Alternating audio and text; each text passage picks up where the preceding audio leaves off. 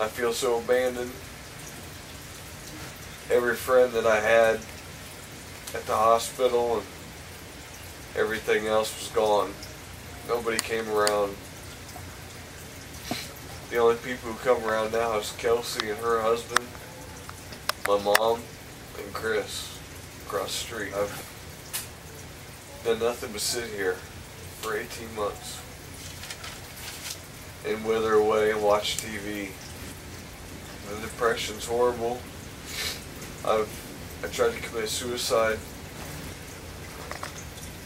so just couldn't. I felt I couldn't go on no more without her, without my family, you know. I've just lost so much.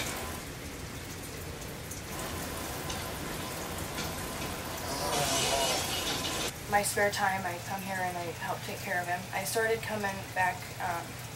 It was right after Ricky left, his fiance. She left,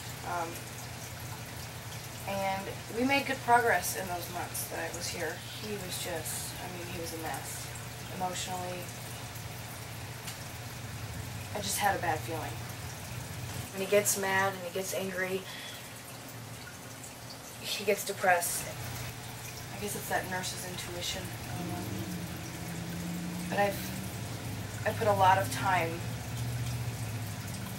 in here. Me and my husband, we both put a lot of time. And we still do.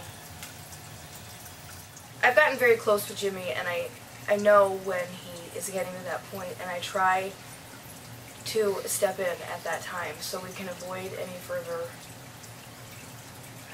any further episodes of sometimes just suicide. It's overwhelming to sit and think about everything I've lost, you know, especially at post-accident, you know. The loss of my fiance and my family was one of the probably the second biggest